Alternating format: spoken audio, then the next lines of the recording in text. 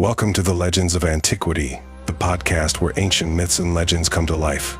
Today we journey to ancient China, to a world filled with gods, dragons, and the remarkable tale of a boy born under extraordinary circumstances. This is the story of Nezha, the boy who defied heaven and earth. Stay with us, because Nezha's story is one of rebellion, sacrifice, and ultimately, redemption. It all began in the kingdom of Qintang Pass. The mysterious and unusual birth of Nezha. Nezha's story begins long before his first breath. His father, General Li Jing, and his mother, Lady Yin, longed for a child. But when their prayers were answered, what they received was far from ordinary. After 3 years and 6 months, yes, you heard that right, 3.5 years of pregnancy, Lady Yin finally went into labor. But what she gave birth to wasn't a child. It was a giant ball of flesh. Confused and horrified, General Li did the unthinkable. He drew his sword and cut open the ball. And there, lying within it, was a child. But this child was already special. He could walk, he could talk, and the aura around him was undeniably divine. Nezha, in a childlike voice, speaking with wisdom beyond his years. Father, mother, fear not. I am Nezha, and I have come to fulfill a great destiny. From the very moment of his birth, Nezha was no ordinary child. He was blessed by the Taoist immortal, deity Zenren, who foresaw that Nezha would play a crucial role in the balance between heaven and earth.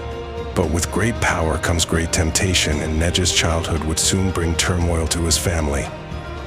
The Dragon King's wrath, Nezha's first act of defiance.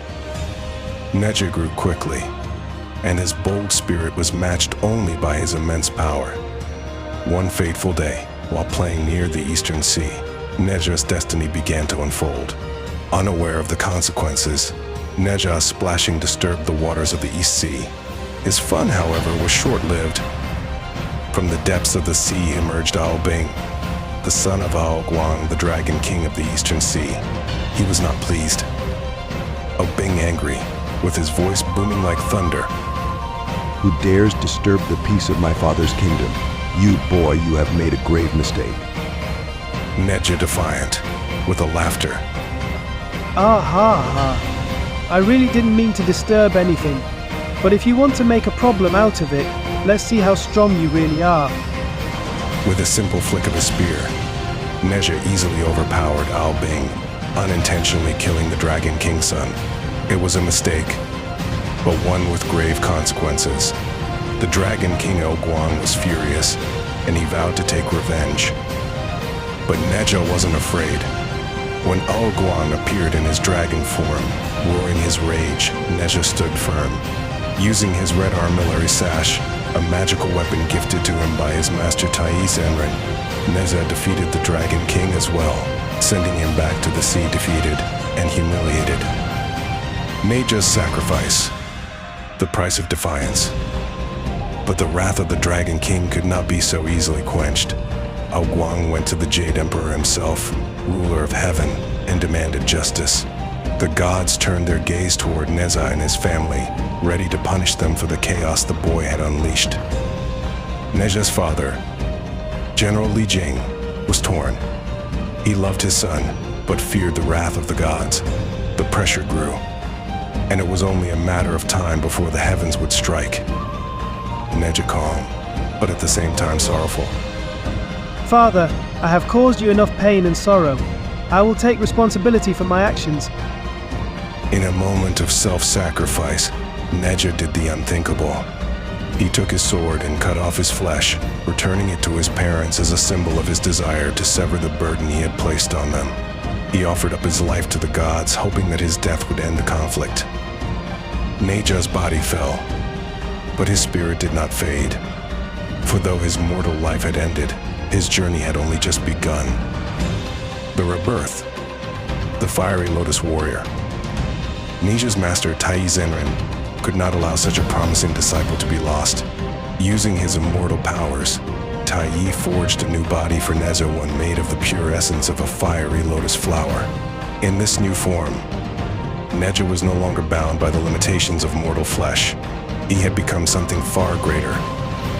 Reborn in his lotus body, Nezha was stronger, faster, and more determined than ever before. He was given powerful weapons, the wind-fire wheels, which allowed him to soar through the skies at unimaginable speeds, and the fire-tipped spear, which no enemy could withstand. Nezha with firm determination. I am reborn. My destiny awaits. Nezha versus his father, a battle of blood and honor. Though reborn, Nezha's conflict with his family was far from over. His father, General Li Jing, still blamed Nezha for the troubles that had befallen their family. And in his despair, Li Jing ordered his men to hunt Nezha down. Nezha shouting from the sky, Father, I am no longer your burden, but if you seek a fight, I will not stand down. An epic battle raged between father and son, a clash of wills as much as strength. Nezha, torn between duty and love for his father, held back, though his power was overwhelming. In the end, Nezha spared his father. He retreated, vowing to fulfill his greater destiny as a protector of the world. Redemption, Nezha's role as a protector deity. Nezha's journey was one of growth, from a rebellious and misunderstood child to a powerful and wise protector deity. Over time, he became one of the most revered warriors in the celestial armies, fighting against demons and dark forces, always on the side of righteousness. Nezha's story is one of defiance, sacrifice, and redemption. It reminds us that even in the face of impossible odds, we can find our path, reshape our destiny, and rise above our circumstances. Thank you for joining us for this episode of the Legends of Antiquity. If you enjoyed today's tale, be sure to subscribe and join us next week as we dive into another legendary story from the annals of history.